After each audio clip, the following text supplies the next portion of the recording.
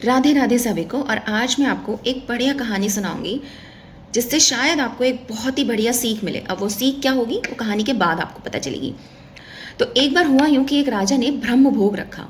उसने पूरी पूरी श्रद्धा के साथ भोजन पकवाया, पूरी पवित्रता के साथ भोजन पकवाया और ध्यान रखा कि कोई त्रुटि ना हो जाए। जब वो भोग और हजारों ब्राह्मणों का भोग था और राजा अपने हाथों से, स्वयं अपने हाथों से वो ब्रह्म भोग लोगों को, ब्राह्मणों को परोस रहे थे। जब वो परोस रहे थे तो आकाश में एक चील एक मृत सर्प को लेकर अपने घर जा रही थी, अपने बच्चों के पास जा रही थी। जब वो चील जा रही थी तो उस सांप के जहर के 2 बूंद एक पंडित की खीर में गिर गए और जैसे ही उस पंडित ने, उस ब्राह्मण ने वो खीर खाई, वो वहीं पर मृत घोषित हो गए। ये सुन के सारे गांव में हाहाकार मच गया कि राजा के ब्रह्म भोग में एक पंडित की मृत्यु हो गई है। राजा को इस बात का बहुत दुख हुआ और वो जीवन भर उस चीज का पश्चाताप करने के लिए ब्राह्मणों की सेवा करने लग गए।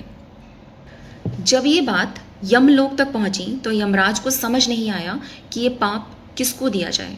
क्या उस राजा को दे दिया जाए जिसने इतने मन से, इतनी श्रद्धा से ब्रह्म भोज करवाया, या फिर उस चील को दे दिया जाए जो अपना नियत कर्म कर रही थी और अपने बच्चों का पेट पालने के लिए सांप लेके जा रही थी, या फिर सर्प को दे दिया जाए जो अब जिंदा ही नहीं है।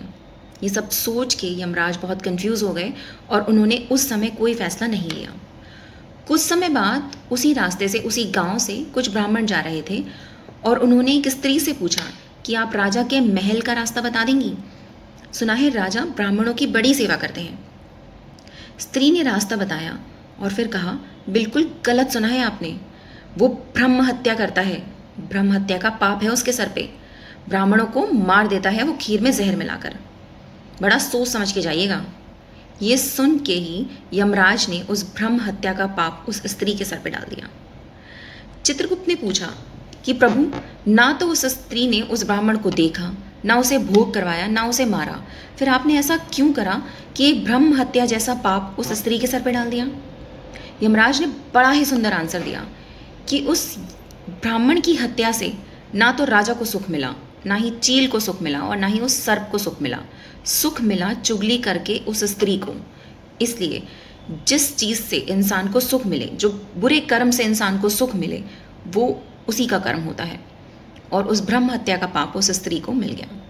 तो बड़ी सोच समझ के चुगली कीजिए और मत ही कीजिए, पता नहीं कब किसका पाप आपके सर पे मढ़ दिया जाए।